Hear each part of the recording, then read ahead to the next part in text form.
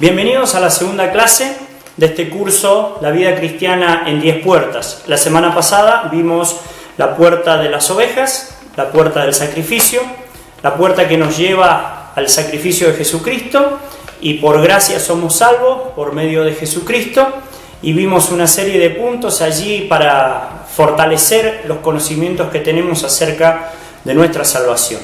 Nos toca esta semana poder contemplar la segunda puerta que se reconstruyó, y vamos a ir al capítulo 3 de Nehemías, versículo 3. Los hijos de Sená edificaron la puerta del pescado, ellos la enmaderaron y levantaron sus puertas con sus cerraduras y cerrojos.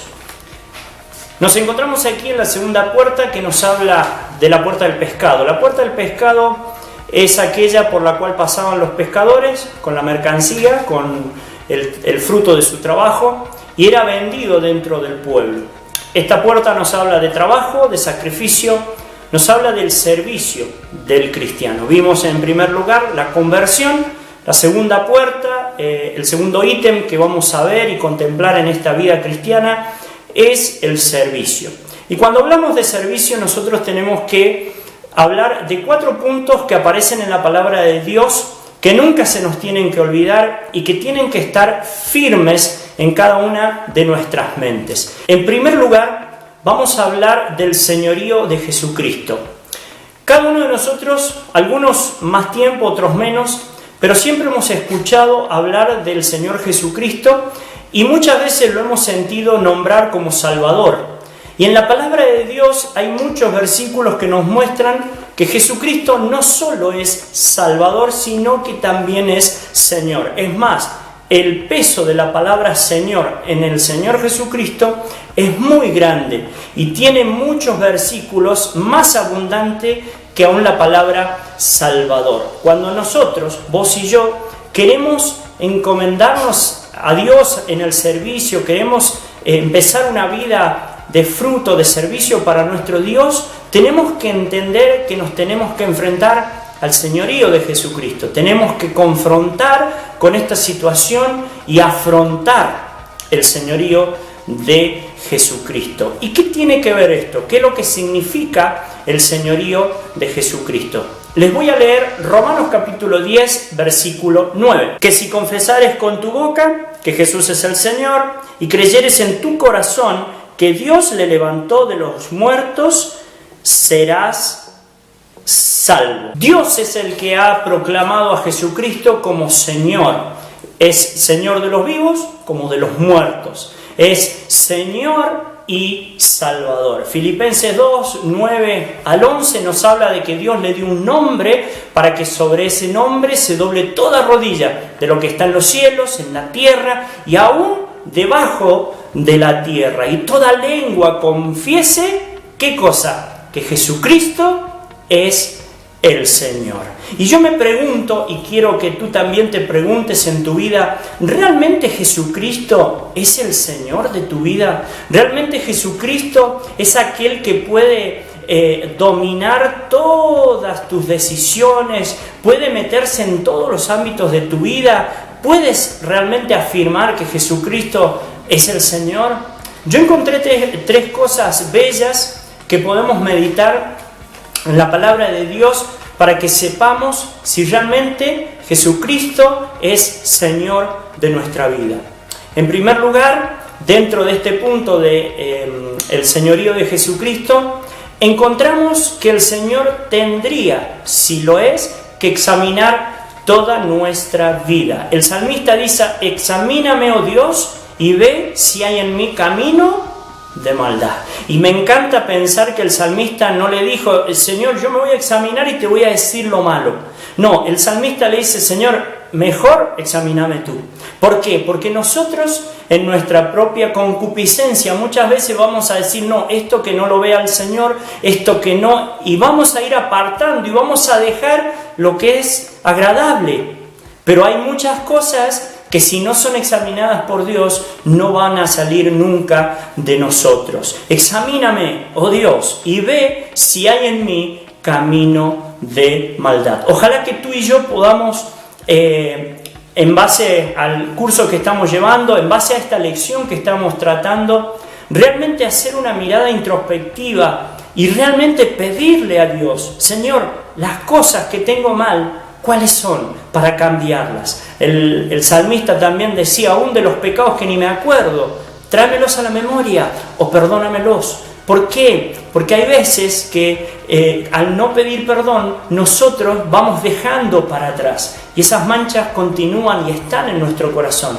Pero Jesucristo, al ser el Señor de nuestra vida, Él va a examinar, nos va a escanear por completo y nos va a dar realmente el veredicto de lo que somos, lo que tenemos, las cosas que debemos cambiar o modificar.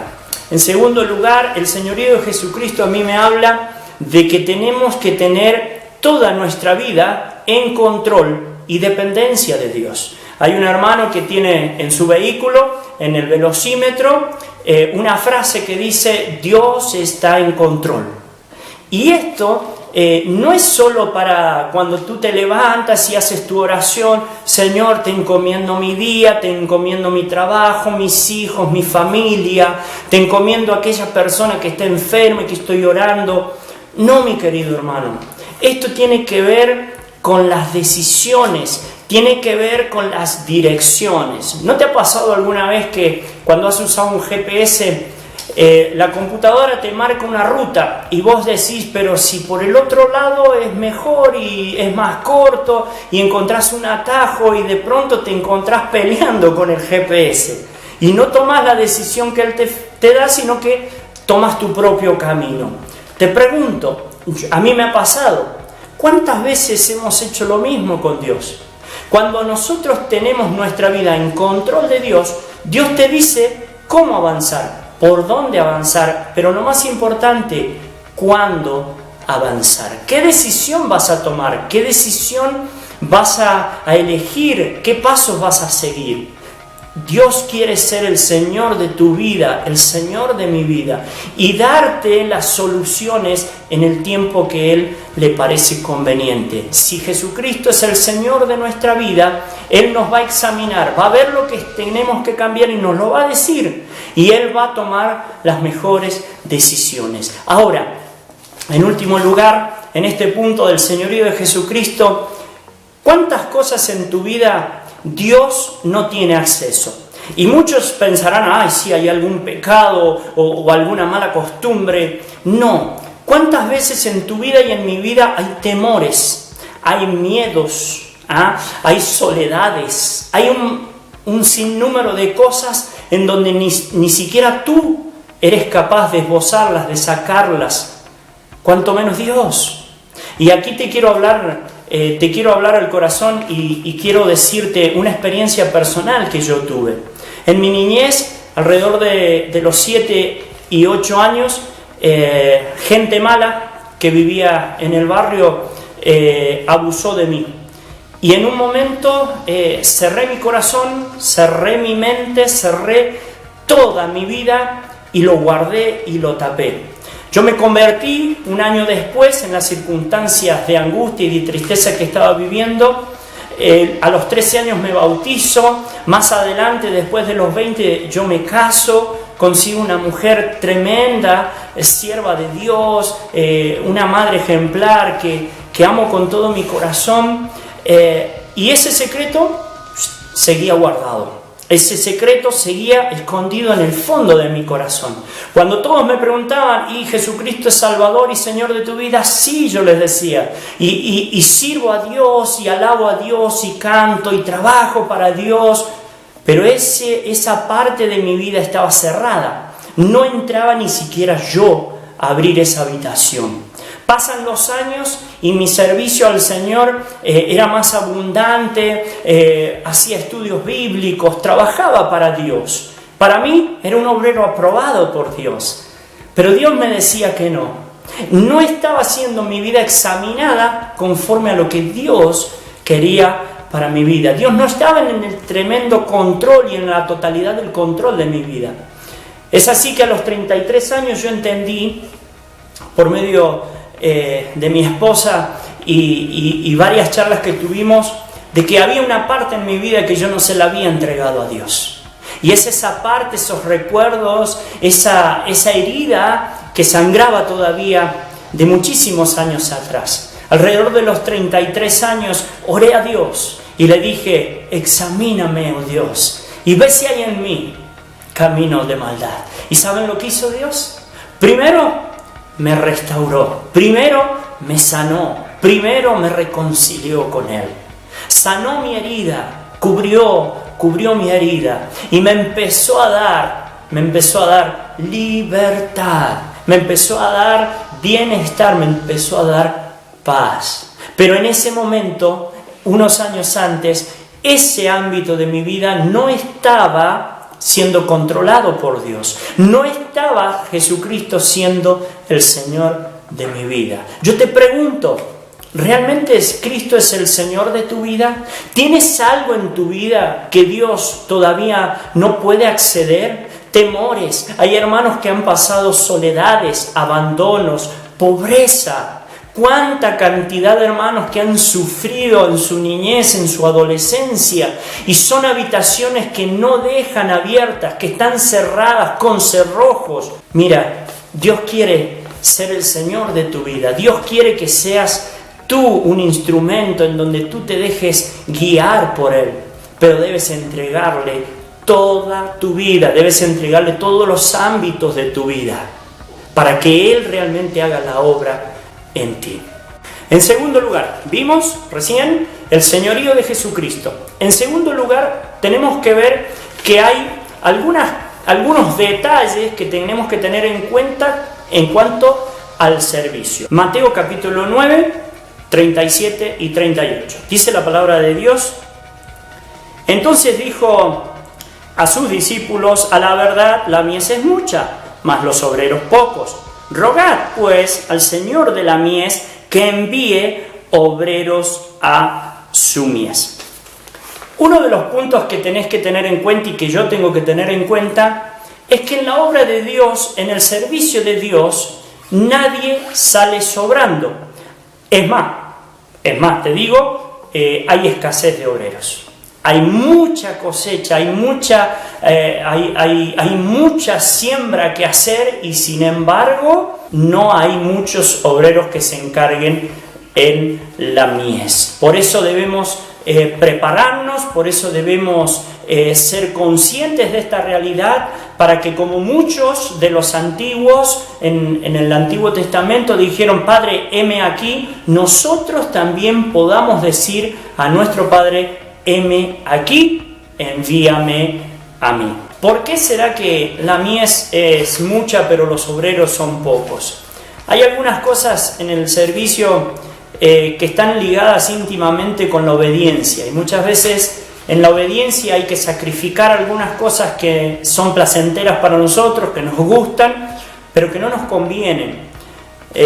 Segunda de Corintios capítulo 4, Pablo hace referencia de que están en mucha prueba, de que están un poco avasallados, que están un poco bombardeados, pero no están destruidos, pero no están solos, como que la presencia de Dios les está ayudando. Y el camino del servicio es un camino que no es fácil, es un trabajo que merece un esfuerzo mayor y que tenemos que estar dispuestos a poder correr esta carrera teniendo un sacrificio, teniendo un esfuerzo mayor. Dios, cuando tiene que encomendar a Josué, le dice: mira que te mando que te esfuerces, que seas valiente, que guardes la palabra, nunca se apartará de tu boca este libro de la ley, sino que de día y de noche, ¿qué pasa? Meditarás en él. ¿Para qué? Para que hagas prosperar tu camino y todo te saldrá bien. Todo te saldrá bien. La palabra de Dios nos alienta a que, si bien tenemos que hacer un sacrificio para servir, tenemos que esforzarnos por hacerlo, también la palabra de Dios nos deja la enseñanza de que a su tiempo Dios nos dará la recompensa, el premio a nuestra labor en el Señor. Y hay otros premios que no vamos a tener que esperar tanto. Cuando uno hace una buena acción, cuando uno sirve a Dios, cuando uno predica el Evangelio, uno siente una paz y un gozo interno que es capaz de alegrarte todo el día, es capaz de reconfortar tu alma, tu corazón, quizás que ha estado triste o desanimado. Cuando tú trabajas para Dios, primero que Dios ve todo, y Dios es el que paga, Dios es el que paga.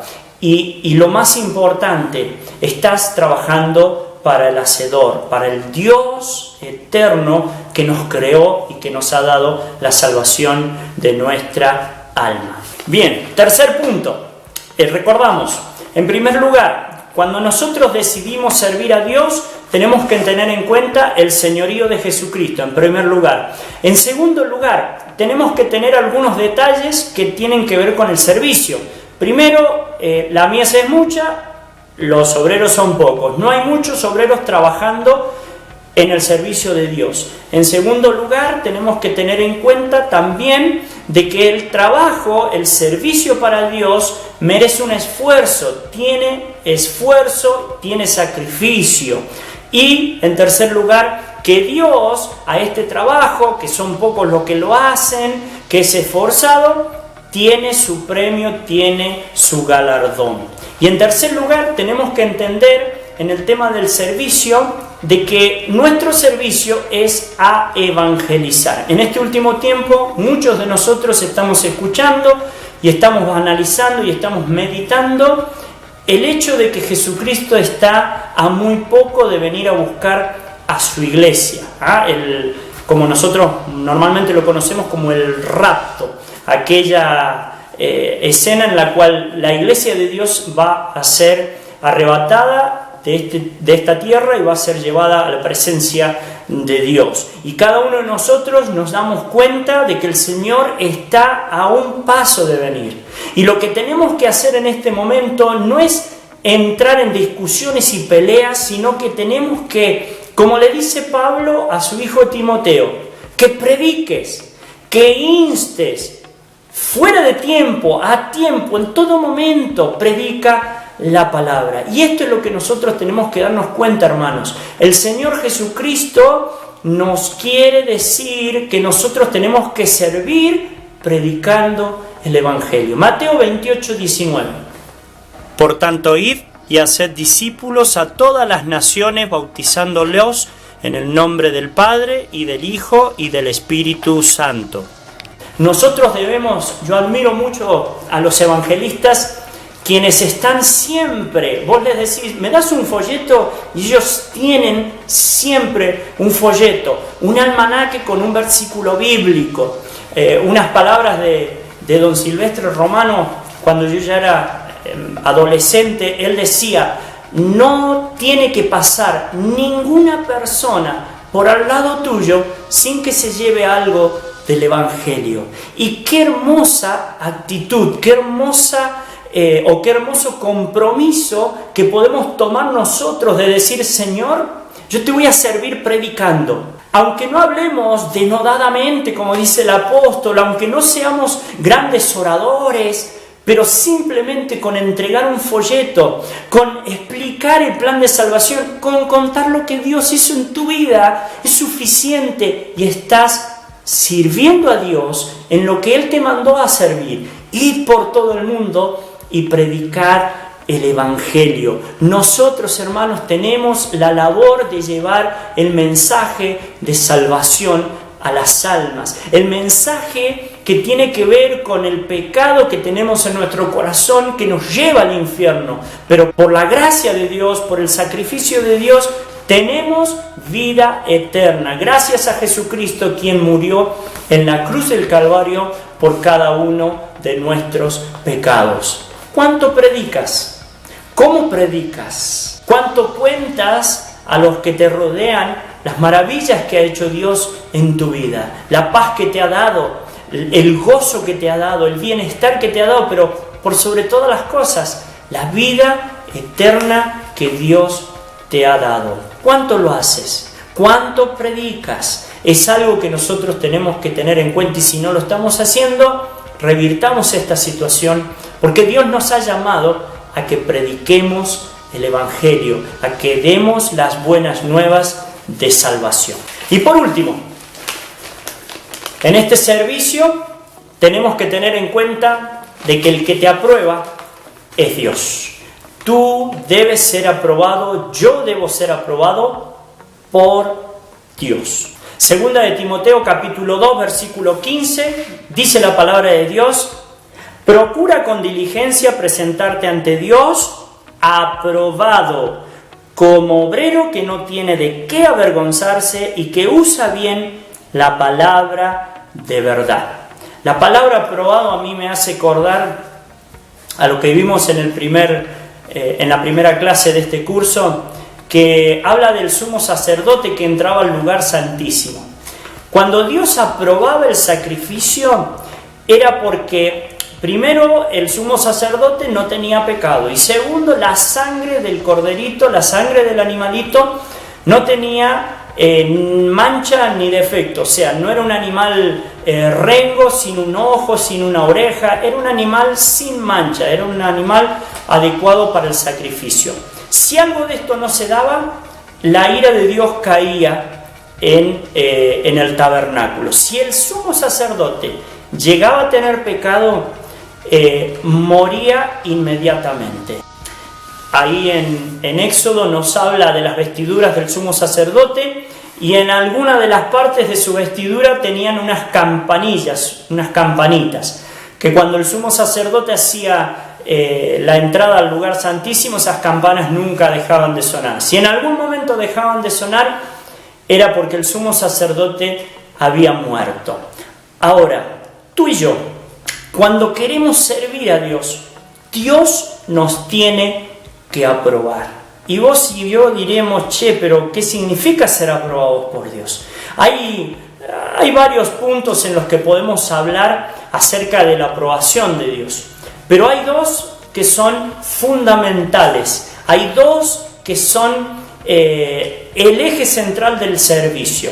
En primer lugar, la humildad, y en segundo lugar, la santidad. En 1 Corintios capítulo 3, del 12 al 15, nos habla del tribunal de Cristo, y allí serán puestas cada una de nuestras obras, y según la intención con la cual la hayamos hecho, van a ser pasadas por fuego, y lo que quede en piedras preciosas, oro, plata, va a poder ser dado al Señor. Lo que no fue con buena intención, lo que sea heno, madera y hojarasca, será consumido. No vamos a perder la salvación, pero dice la palabra de Dios, así por fuego. O sea, vas a estar en la presencia de Dios, pero no vas a llevar nada de haber hecho aquí en la tierra.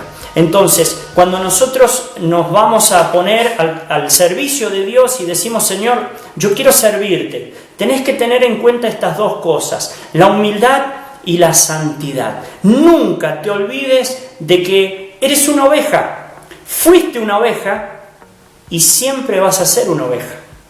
Esa frase marcó mi vida por completo. Fuiste una oveja, eres una oveja y vas a seguir siendo siempre una oveja. Nunca perdamos la mirada de quiénes realmente somos, pero principalmente de dónde el Señor nos sacó. Pacientemente, dice el Salmo, esperé a Jehová y me hizo sacar ¿de dónde? Del pozo de la desesperación, del lodo cenagoso. Allá estábamos nosotros. No somos nadie. Puso nuestros pies sobre la roca. Dice Efesios, nos colocó en lugares celestiales junto con Cristo Jesús. Tenemos un lugar, pero no lo merecemos. Nosotros no podemos hacer nada si no es por Jesucristo. Todo lo puedo, ¿qué dice? ¿En mis fuerzas? No, todo lo puedo en Cristo que me fortalece. La humildad, mi querido hermano, a la hora de servir, nunca debe de dejarnos, nunca debe de fallar, nunca debe de estar ausente. Siempre sé humilde, seamos humildes en todo lo que hagamos, así sea barrer como así sea viajar por todo el mundo predicando el Evangelio. Todo el servicio debe ser hecho con humildad. En segundo lugar, el servicio al Señor debe ser hecho con santidad. El hilo conductor de la Biblia, el principal, es el hilo de sangre, el sacrificio por el pecado. Ahora, nosotros, a medida que vamos indagando en la palabra de Dios, encontramos otro hilo conductor, que es la santidad de Dios. Si tú te pones a ver la santidad de Dios en la Biblia, vas a encontrar innumerable cantidad de versículos que hablan muchos del celo que tiene Dios por su santidad. Y santidad, todos nosotros conocemos el término, que significa apartado para, apartado para el servicio del Señor, apartado para Dios. Pero la Biblia Scofield arroja otro significado que va acorde a este que tenemos, pero que me gusta más. Este significado tiene que ver con poner cada área de nuestra vida para que Dios la examine y la controle y nos dé la aprobación. Es más profunda esta.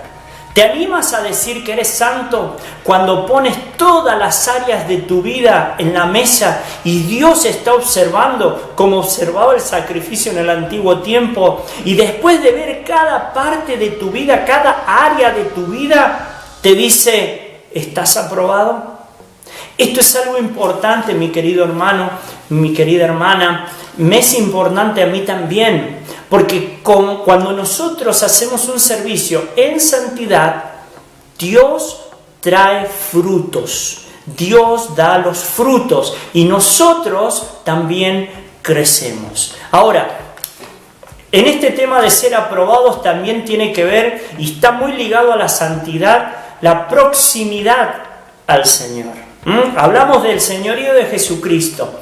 Y te digo esto, mientras más vos y yo estemos cerca del Señor, mejor es el servicio, mejores son los frutos. Fíjate en la palabra de Dios que Dios encomienda a 70 discípulos.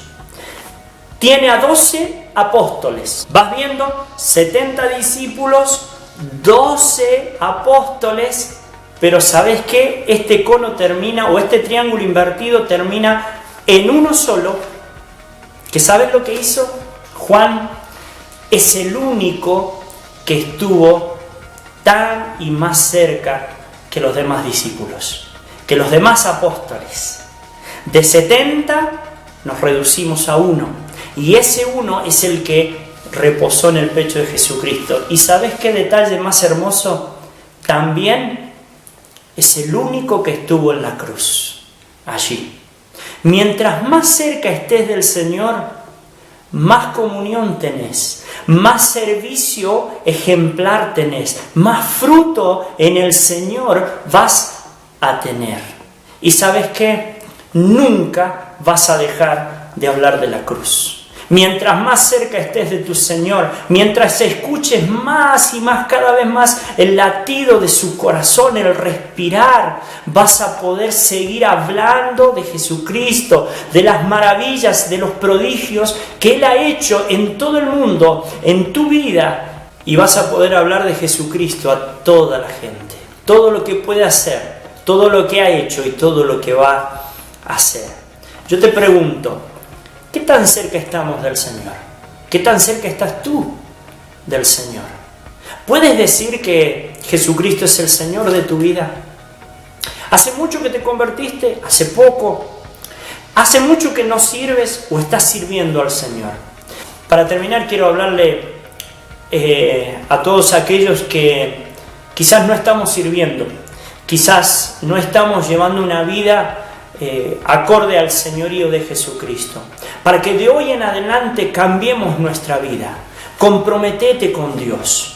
Decile a Dios que te querés comprometer con Él, que querés cambiar tu manera de vivir, que has venido viviendo una vida desordenada, donde Jesucristo no ha sido el Señor de tu vida. Pedile perdón por ese tiempo que ha sido en vano, que ha sido obsoleto, que lo has ocupado para ti. Y pídele a Dios que empieces de cero, desde hoy en adelante. Comprométete con Dios a servirle, a que Jesucristo sea verdaderamente el Señor de tu vida. Procura ser aprobado por Dios y comienza a servir. Como le dijo el apóstol a Timoteo, que prediques, que instes dentro y fuera de tiempo, en todo momento, a toda criatura el mensaje de Dios. Esta ha sido la segunda lección, la segunda puerta que hemos visto, la puerta del servicio. Ahora vamos a mandar la tarea para que al cabo de toda la semana podamos compartir la tarea.